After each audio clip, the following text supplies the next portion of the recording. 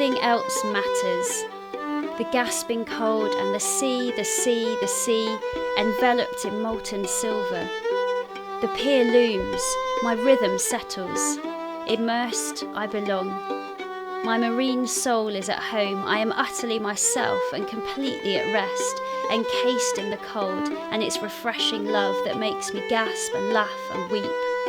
I whisper and call out in the peaceful, wild loneliness, and I'm told, I made you to enjoy this. Split the rocks in my wilderness, break all rage for control. Any shame of my nakedness, strip edge of in glisten so. Strip edge of in glisten so. In the sea, I'm very complete, but also at the edge of myself.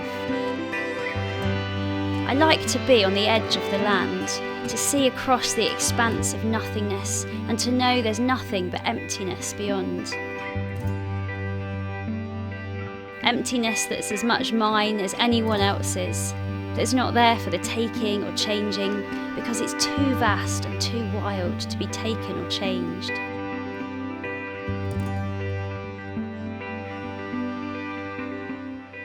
Oh, the sea, the sea, the sea. Oh, the sea, the sea, the sea. Oh, the sea, the sea, the sea. As my thoughts drown, I'll explore creation. Morning swims sort of found me. I began going down to the sea early in the morning simply for some peace and time to still my busy mind and soul for a few moments. But I began to discover an exhilaration and sheer power through immersing myself in the sea that I'd never known before. For me, it was a sense of daily release and freedom from all the fears and frustrations that life can bring. The paradox of an adrenaline-filled experience, producing stillness and rest within.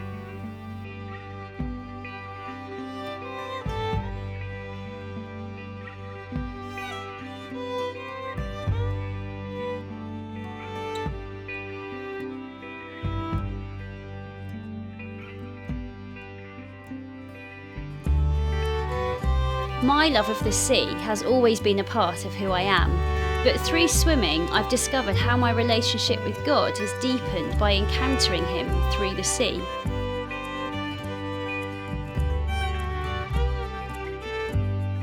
My days start with positivity and refreshing when I swim, a spiritual encounter that helps me to feel both connected to the world around me, as well as not reliant on it for my self-worth.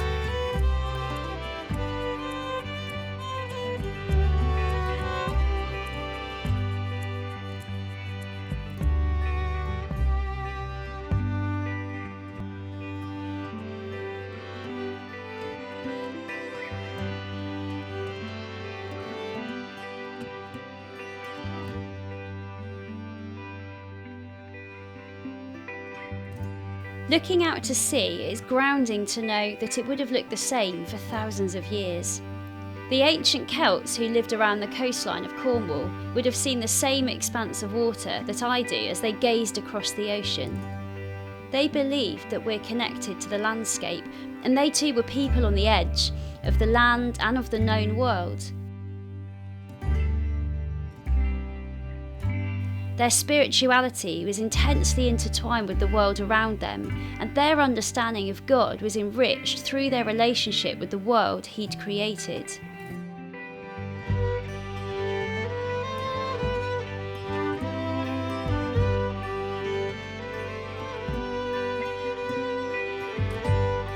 Restlessness can feel like my default setting at times, but it's as though encountering God through being utterly immersed, contained and surrounded by Him in the cold sea gives me a physical way to encounter spiritual rest.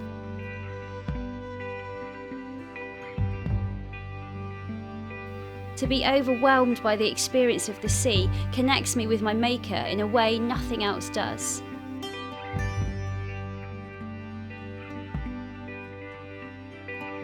God says, "Get away with me and you'll recover your life. I'll show you how to take a real rest. Walk with me and work with me. Watch how I do it. Learn the unforced rhythms of grace. Keep company with me and you'll learn to live freely and lightly."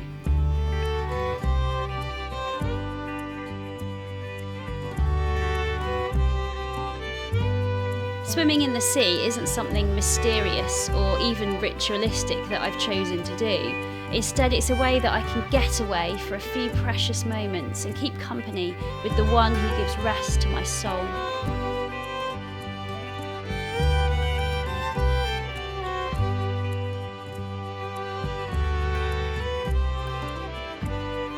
On stormy days, I swim in the sheltered harbour rather than on the open beach.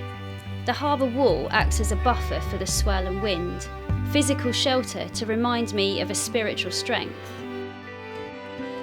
When stormy days come, the harbour again gives me an answer. A temporary gate is put down and suddenly I have a lake-like body of water to swim in. The swims keep going. They sustain me and keep me feeling positive during the darkest days of the year.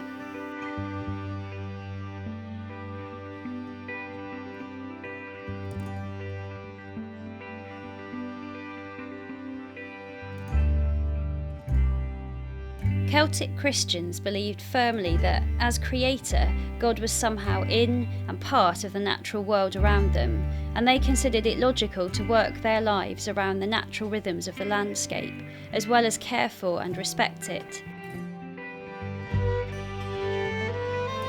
They saw the world around them as a reflection of God and pointing clearly towards Him.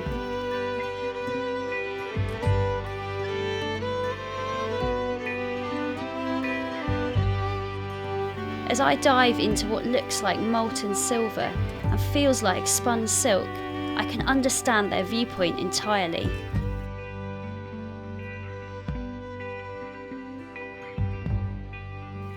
Today, it's very easy to be immersed in a much faster-paced way of life, but I've begun to learn from the Celts that the rhythms of the sea are incredibly helpful in anchoring my soul a little closer to my Creator.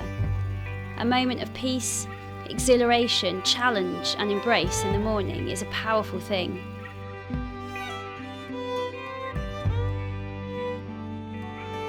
Truly, I have been found at sea.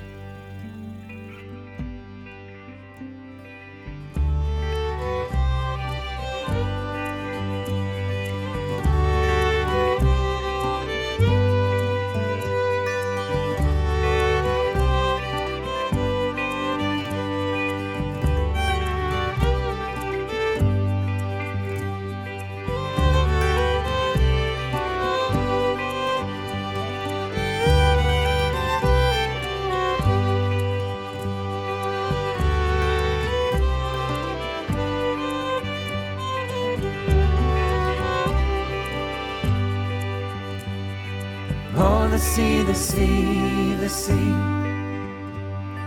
Oh, the sea, the sea, the sea. Oh, the sea, the sea, the sea. As my thoughts drown, I'll explore.